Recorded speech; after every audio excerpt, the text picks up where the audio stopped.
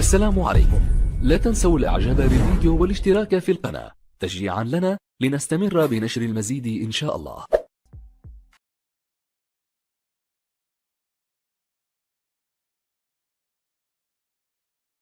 فيتامين د هو عنصر غذائي قوي له العديد من الوظائف الهامة داخل الجسم. يساعد في تعزيز نظام المناعة الصحي ويسهل امتصاص الكالسيوم، وهو أمر مهم للحفاظ على عظام قوية وصحية. ومع ذلك ما يقرب من نصف الأشخاص البالغين لا يحصلون على ما يكفي من فيتامين د، وهذا ما يعرف بنقص فيتامين د. يزيد الأمر سوءا بمرور الوقت، ويمكن أن يؤدي نقص فيتامين د إلى العديد من المشاكل الصحية المختلفة، بما في ذلك أمراض القلب والسكري واضطرابات الجهاز المناعي وحتى بعض أنواع السرطان. لكن الخطوة الأولى في منع حدوث نقص فيتامين د هي القدرة على التعرف على العلامات والأعراض الأكثر شيوعاً، وهذا ما سوف نتحدث عنه في هذا الفيديو. تأكد من المشاهدة حتى النهاية، لأن هناك بعض الأعراض التي أعتقد أنها ستفاجئك. فلنبدأ الآن.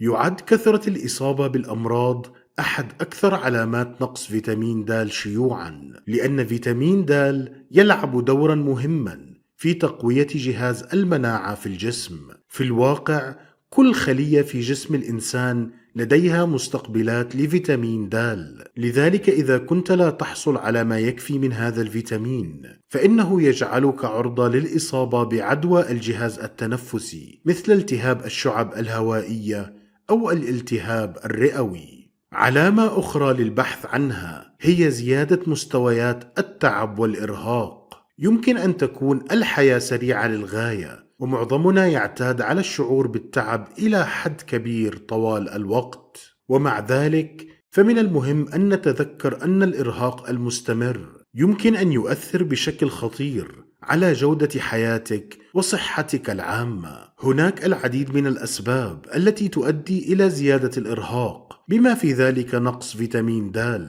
حيث أظهرت العديد من الدراسات أن الأفراد الذين يعانون من نقص فيتامين د هم أكثر عرضة للشكوى من التعب.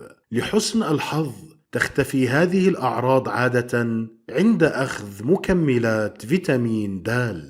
إذا كنت تعاني من زيادة الشعور بالاكتئاب، فقد يكون هذا بالتأكيد علامة على أن جسمك لا يحصل على ما يكفي من فيتامين د. مع ذلك لا يتفق جميع الأطباء أن نقص فيتامين د يسبب زيادة الشعور بالاكتئاب، ولكن هناك دليل قوي على أن عدم الحصول على ما يكفي من هذا الفيتامين يمكن أن يكون له تأثير كبير على مزاجك، حيث أظهرت دراسات مختلفة أن مكملات فيتامين د تقلل من الاكتئاب لدى البالغين، وخاصة أولئك الذين يعانون من الاكتئاب الموسمي في أشهر الخريف والشتاء. هذا منطقي، لأن مستويات فيتامين د ترتبط ارتباطا وثيقا بالتعرض لأشعة الشمس. تستخدم مكملات فيتامين د أيضا على نطاق واسع في مرافق المعيشة ودور رعاية المسنين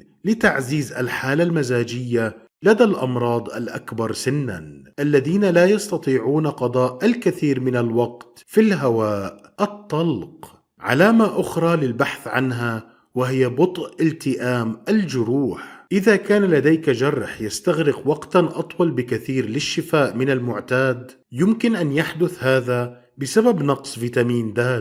تذكر أن فيتامين د يلعب دورا رئيسيا في مساعدة الجسم على معالجة كيراتين، وهو بروتين حيوي لصحة بشرتنا. يعتقد بعض الأطباء أنه عند نقص فيتامين د فإن أجسامنا تصبح غير قادرة على إنتاج بشرة صحية جديدة، مما يؤدي إلى التئام الجروح بشكل أبطأ بكثير من المعتاد. تساقط الشعر هو عرض آخر يجب البحث عنه. حيث تحتوي بشرتك على خلايا خاصة مسؤولة عن معالجة بروتين يعرف باسم كيراتين، والذي يساعد على استقلاب فيتامين د في الجلد. ولكن عندما يكون هناك نقص في فيتامين د فإنه يسبب مشاكل في التحكم في كيفية نمو الجسم وتساقط الشعر. هذا يمكن أن يؤدي إلى ترقق الشعر وحتى تساقطه بشكل كبير مع مرور الوقت. علامة أخرى يجب الانتباه إليها وهي زيادة آلام العضلات. كما ذكرنا سابقا، فإن كل خلية في جسم الإنسان بها مستقبلات لفيتامين د، وهذا يشمل الخلايا العصبية المسؤولة عن الشعور بالألم. ويعتقد بعض الباحثين أن نقص فيتامين د يمكن أن يسبب مشاكل في نظام إشارات الألم في الجسم، مما قد يؤدي إلى زيادة الألم في العضلات. ومع ذلك وجدت الدراسات أن تناول مكملات فيتامين د يمكن أن يقلل من الألم بشكل عام. العلامة التالية في قائمتنا هي هشاشة العظام.